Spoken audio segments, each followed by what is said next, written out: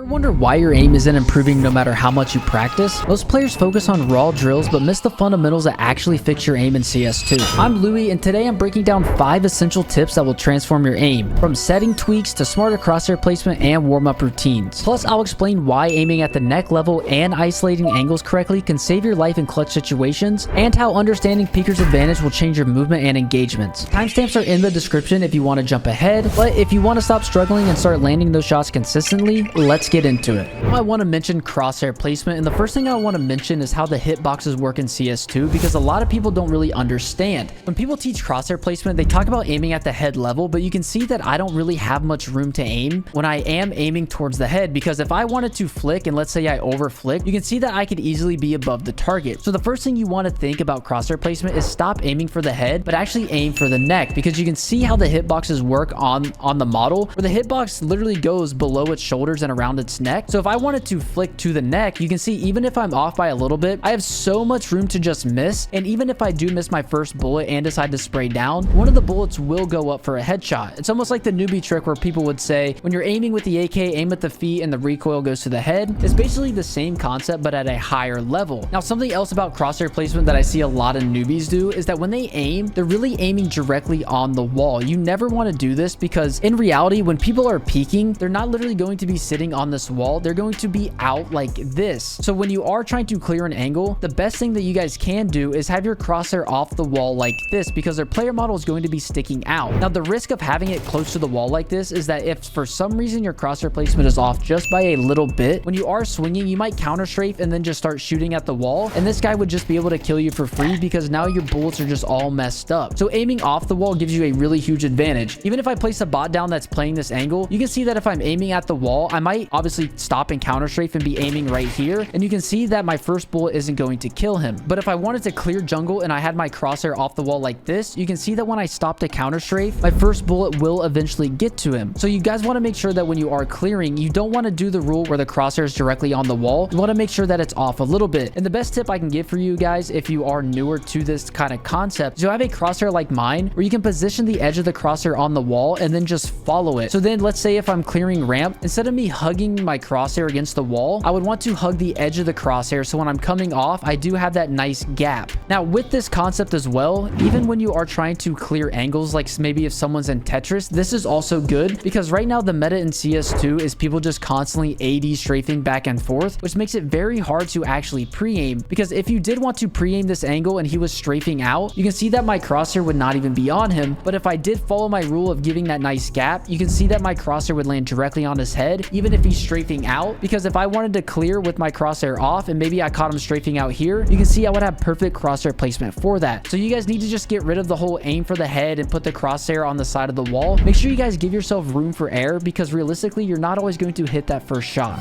Now, the B-apps apartment are perfect for this tip, and that's isolating angles. If you guys aren't isolating angles, it means that you're exposing yourself to too many things on the map. Like a good example of this, if you wanted to try to find a kill on B, let's say maybe you're the B-apps lurk, if you just constantly walk out like this, not even really concentrating on the angles, you're overexposing yourself to potentially multiple angles. So the way to isolate angles, especially in a place like this, is to take your time. So if I want to try to find a kill out B because maybe the CTs are fighting mid, I don't just want to instantly just sprint out just trying to find this person. I want to take my time. So what I would do first is try to walk up into this corridor. I would want to pre-aim van. I would see, okay, he's not there. I would want to see if he's on this angle. I would be clearing default, clearing the cap plant, and then I would want to crouch peek this position. The reason I want to crouch peek this is because I'm not able to isolate these angles side by side, because if there was for some reason an opper or a player inside a market, if I tried to clear this like this, he would be able to see me and I couldn't see him. So what I would want to do is make myself a hard target in this situation by crouch peeking. So if someone was holding inside a market and I crouch peek this empty pillar, I'd be able to flick up and hopefully get the kill, because this player in market would be holding for the headshot angle, and as soon as I peek, he's going to see me crouch. He's going to be forced to adjust his crosshair, and that gives me enough time to adjust to him to make it a fair fight. Now, after this right here, this is when I would keep isolating angles and just keep moving up, and notice how I'm taking my time. I'm clearing the angle and I'm counter strafing to it, seeing if maybe he's jiggle peeking me, because a lot of people love to play ankles where they're just sitting here just like this, and if I don't take my time, there might be a timing where I think I clear it, and then all of a sudden he peeks and he's able to kill me. So I'm really taking my time, making sure that I'm not get timinged, and I'm just walking out isolating these angles. angles. And it works on every single part of the map, even if you're trying to come out over here towards Palace, or if you just swing out, you notice that you're just exposed to so many angles. You guys should just be taking your time, making sure that they're not jiggling any angles, especially around towards CT where people love to jump spot ticket, or if you just think it's clear and then run out, obviously you could get timing because he's just jump spotting ticket, playing retake towards the A site. So if you swing out here, just wait a second, you might be able to kill this guy jump spotting, and then you have the site for free. So not only do you want to isolate angles, you guys also want to take your time just to ensure that if anyone is jiggling, you can punch them in that moment and give yourself the favor of the fight. Now, before I get into the next tip, let me tell you about SkinsMonkey. Is a CS2 skins trading site marketplace that provides an instant way to get new skins. The favorite thing about SkinsMonkey is that I can trade skins that I no longer want and trade it for a skin that is equal value. If you use code LouisCS2, you get a $5 bonus on your first trade. And if you want to buy skins, you can get a 30% deposit bonus plus an extra 5% using my code. The link is down in the description. Thank you SkinsMonkey for sponsoring this video. Now, there's a lot of settings that are involved in having really good aim, and a lot of them are placebo or preference, but some aren't even talked about, like your view model. Your view model can help you in your aim just where your gun is on your screen because of the way that your eyes may work. Like we saw Nico use a view model that was in the center of the screen like this recently. And if you actually go and use this view model, you might notice that it's easier to snap on players' heads just because of where the gun is positioned on your screen. Now, I'm not saying you need to switch to a view model like this, but if you load into a workshop map like the 5e aim hub, you can do a lot of things with your view model to kind of find out which one works for you. Now, my preference for me is one that's more far out because I just think it makes me aim a lot better, and it also takes up less of my screen. It's not as bulky in the bottom right, and I honestly think that this does help me aim a lot better just because of where my view model is positioned. Now, something else that we also have to talk about is your crosshair. I think crosshairs fall into a section of your aim style. So if you're someone that likes to tap, a small crosshair like you see on your screen right now that I'm using is a really good tap crosshair because it's so small that when I flick to someone's head, it's obviously going to be positioned on them. And since I play more of a flicky aim style and I like to tap, having a smaller crosshair is something that works for me. Now, if you're someone that likes to spray a lot more, if we look at someone like Serato, he's going to have a larger crosshair, or even a thicker crosshair like this as well would work for you, because if you like to spray a lot, you can follow the player model with the top of the crosshair because it's so long. So this gives you a good guideline on when you are spraying. Now, the third setting that is very important is your sensitivity. If you guys open up your console, you'll be able to change your sensitivity. You can see that I play on one sensitivity, but some of you guys might like a faster or a slower sensitivity. And the way to really find out what your sensitivity is to just mess around and see what is comfortable flicking. So you see I'm on sensitivity 2, and when I try to flick to this target, I over flick a lot. So what I would want to turn it down. So maybe I want to try 1.5. So then I try to flick again. You can see that I'm under flicking a little bit, and maybe I'm just over flicking as well. And this sensitivity is getting closer to what makes me feel comfortable. So then maybe I could try 1.2, and I can see that me flicking to this target, I'm almost on his head. So that means that this is a good sensitivity range that I want to play around with. Or maybe I eventually try like 1.5 to see how this feels, just to see how flicking feels with this sensitivity. And you can see that this is actually a decent sensitivity for me. And then this is where I would start to find my range. Let me go to 0.9 sensitivity. Let's see how slow this feels. You can see that this is still a good sensitivity for me. And I pretty much just found the range of sensitivity. So if I ever felt like changing my sensitivity one day, I know the highest I should be going is 1.15 and the lowest I should be going is 0.9. Now, changing your sensitivity is totally okay. As long as you're changing it around like 0.5, it really shouldn't mess up your aim too much, because sometimes when you do hop into the game, your sensitivity might feel slower or faster. So don't be afraid to mess around and change your sensitivity, because in reality, it doesn't affect your gameplay at all. Now, being able to warm up is very important. You guys need to be warming up your flicking, tracking, recoil control, and in-game experience. So I'm going to show you guys a good warm-up routine that you guys should be doing, starting off with the 5e aim hub. So when I load into this map, I'll always choose the AK to just kind of warm up with. And the first thing I'll do is just stand still and just flick to targets. This is going to warm up my flicks and my muscle memory. And if you're someone who maybe doesn't play every single day, this will also help you get used to the mouse grip that is on your mouse. Because if you're someone that doesn't use a mouse and keyboard a lot, your grip can feel really uncomfortable, and the inconsistency in you changing your grip can also affect your aim. So you want to make sure that you're reminding yourself how you want to grip your mouse, and then just warm up those flicks. Now, after I do this, I would go into bursting and moving. So I would start shooting at targets and just burst around and move, making sure that my counter strafing and my flicks are good. My spray with the AK is good because this is the gun that I'm going to be using the most. And I would do this for about 5 to 10 minutes until I really felt comfortable. And then since I am just bursting, I would switch to something like the M4 or the A1S and just do the same thing over again. Now, once I'm done with this, I will look at the aim training. And I like this because it's almost like aim labs. And I'll usually choose the larger targets just to be able to warm up. And I'll just sit here and flick at these targets, because this is, again, just getting used to flicking around, getting used to how your mouse is feeling. And it's a pretty decent warm up. Now, I try to do speed more than trying to hit the target when I am warming up, because when you are in game, you're not going to have time to line up your targets. So speed is very important when you are doing something like this. And this goes for about 60 seconds. And it pretty much just shows you how many targets you already hit. And then after I'm done with that, I'll go over to the recoil training and I'll just practice my recoil. Over here, I have all the guns that I can choose from. And I'll just sit here and make sure that I can hit all my AK spray, make sure it's all good. I'm more focused on the first 10 bullets rather than the full recoil, because this is more realistic in game. So as long as I'm hitting 10 green numbers out of my, 10 to 15 bullets that I am spraying, that shows me that I am warmed up. And then what I like to finish on is the peak training. This is really good because it's practicing your crosshair placement and your counter strafing. It's going to show you your time to kill here in the bottom. And this is really good to be able to get fast. And this is what I feel is really comfortable for me to warm up. Now, obviously, you guys don't have to follow this exact warm-up routine, but this is what really falls into the categories of flicking and tracking and pretty much in-game situation where I'm constantly trying to peek these targets. And I think this is the perfect warm-up routine. So if you don't have a warm-up routine, go ahead and just copy mine and let me know down in the comments how it worked for you. Now, if you don't have good movement, you don't have good aim. And something that you guys need to do inside of CS is make sure that you're always moving, because a lot of people love to pre-aim spots where if I was sitting over here towards under balk, someone could just swing out and just instantly kill me if they have good proper pre-aim. So the way to counter this to actually be able to aim back in an aim duel like this is to constantly just strafe in and out like this, because at one point you're going to be peeking into the person that is peeking you, which makes it a favorable duel. Because